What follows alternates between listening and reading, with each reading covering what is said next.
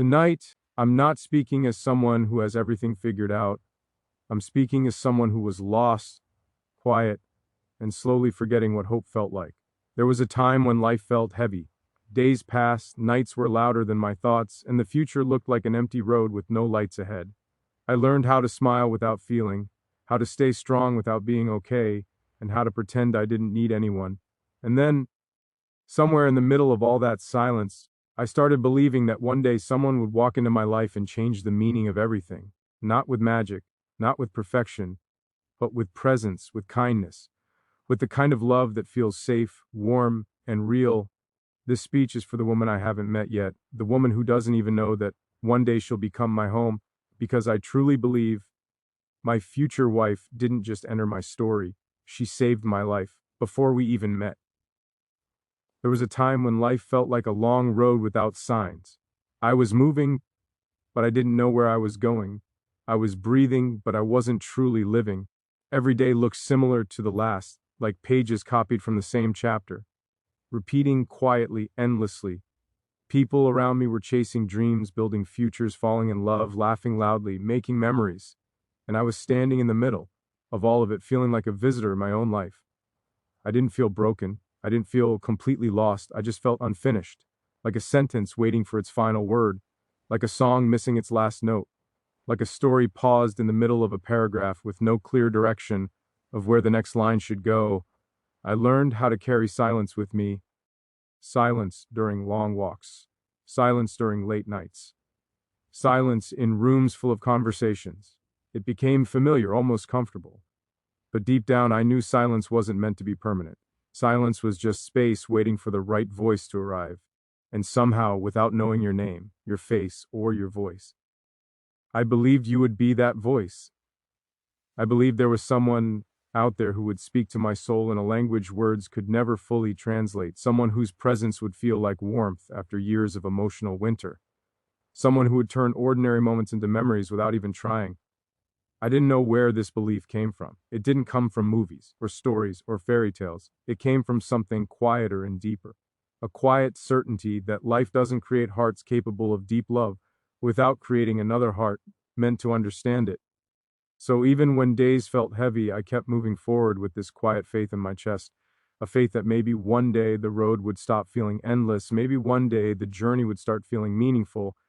There were moments when I questioned everything. Moments when I wondered if hope was just a beautiful illusion we tell ourselves to make the present easier to bear.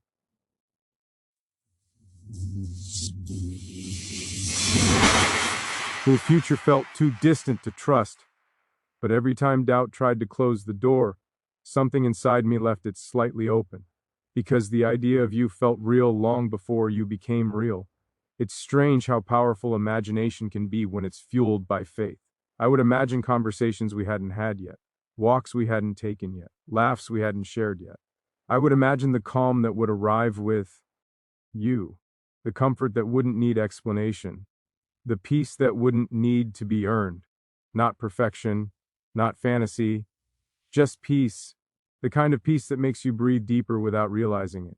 The kind of peace that makes the world feel softer around the edges. The kind of peace that makes you stop searching for exits in rooms you once felt trapped in. I didn't want someone to complete me. I wanted someone to stand beside me. Someone who would see the quiet parts of me and not feel the need to fill them with noise. Someone who would understand that love isn't about fixing or saving or changing. Love is about presence, about choosing each other again and again, even on ordinary days. And the thought that someone like that existed kept me moving forward. Life has a way of shaping you through the things you survive. Every disappointment teaches you patience. Every mistake teaches you growth. Every lonely night teaches you how to sit with your own thoughts without running away from them. And as the years passed, I started realizing something important. Maybe the waiting wasn't empty. Maybe the waiting was preparation. Preparation for the day our paths would cross. Preparation for the version, me, that would be ready to recognize you. Preparation for the version of you that would be ready to recognize me. Because timing matters in ways we don't always understand. Meeting too early can feel just as wrong as meeting too late. Growth needs time, healing needs time, understanding yourself needs time. So the distance between us wasn't punishment, it was patience, and slowly the idea of you became less like a dream and more like a destination. I stopped asking when you would arrive and started trusting that you would. I stopped asking how we would meet and started believing that we would, because sometimes the most beautiful parts of life happen without a plan. And during that time, something inside me changed. I became softer, kinder, more patient, not because life became easier, but because hope made the weight easier to carry. Hope is a quiet kind of strength. It doesn't shout. It doesn't demand attention. It simply sits inside your chest and reminds you to keep going, even when the road feels long. You were that hope. You were the reason I didn't let disappointment turn into bitterness. You were the reason I didn't let loneliness turn into isolation. You were the reason I didn't let silence turn into emptiness. Because somewhere in the world, you were living your life, becoming your own person, growing through your own experiences, learning your own lessons. And even though we hadn't met yet, our stories were moving toward the same moment in time, two separate journeys slowly leaning toward the same intersection. It comforts me to think about the life you lived before me, the laughter I didn't hear, the struggles I didn't see, the dreams you chased, the fears you faced. Every moment shaped you into the person who would one day stand beside me. And in the same way, every moment shaped me into the person who would one day stand beside you. We were strangers, but we were never random. Every day that passed was one day closer to you. Every sunrise was one sunrise closer to the moment our worlds would overlap. Every challenge was one challenge shaping me into someone capable of loving you the way you deserve. I didn't realize it at the time, but surviving those years wasn't just about surviving. It was about becoming someone who understands the value of presence, becoming someone who understands the weight of silence, becoming someone who understands that love isn't about grand gestures, it's about consistency, patience, and quiet loyalty. And through all of it, you remained the quiet destination in the distance. Not visible, not reachable yet, but always there. You became the reason the future felt like possibility instead of uncertainty, because believing in you meant believing that life had something beautiful waiting ahead. And sometimes that belief is enough to save someone. There is a moment in life when you realize the journey is no longer about searching. It's no longer about wondering, waiting, or asking when something meaningful will finally begin. There is a moment when the restless part of your heart becomes quiet, when the noise fades, when the questions slow down, and you understand that the place you spent years trying to reach isn't a place at all. It's a person. Before you, I thought home was a location. A house, a city, a familiar street, a room filled with memories. I thought home was something you could build with walls and furniture and routines.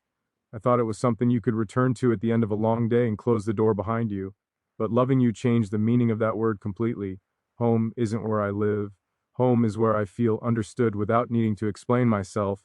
There is a kind of exhaustion that comes from constantly being strong, from constantly pretending you have everything under control, from constantly carrying your thoughts quietly so no one sees how heavy they really are. For a long time, I believed that was simply how life worked, that everyone carried their weight alone and called it independence. And then I imagined loving you, and suddenly, strength stopped meaning isolation. With you, strength feels like vulnerability, like honesty, like being able to say I'm tired without feeling like I've failed, like being able to admit I don't have all the answers without feeling like I've lost control. Loving you feels like taking off armor I didn't even realize I was wearing. You make the world feel less like a battlefield and more like a place meant to be lived in. There's something beautiful about knowing you don't have to face everything alone anymore, that the victories become shared celebrations and the struggles become shared battles, that the silence between conversations becomes peaceful instead of heavy. I used to think love was excitement, fireworks, dramatic moments, loud emotions that take over the sky and disappear just as quickly. But loving you feels quieter than that, softer than that, stronger than that. It feels like calm mornings, slow conversations, comfortable silence, shared laughter that doesn't need a reason.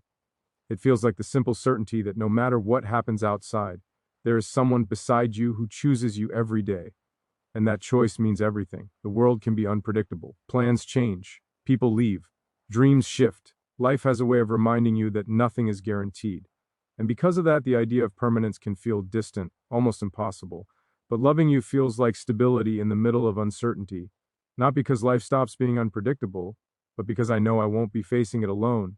You become the constant in a world that constantly changes. There is comfort in knowing that someone sees the real version of you and stays, not the polished version, not the version you present to the world, but the quiet, unfiltered, imperfect version that only exists when the day ends and the mask comes off. Loving you feels like being accepted without performance, like being valued without conditions, like being chosen without competition. And in a world that often feels temporary, that kind of love feels permanent. It's not about perfect days, it's about ordinary days becoming meaningful simply because they're shared with you.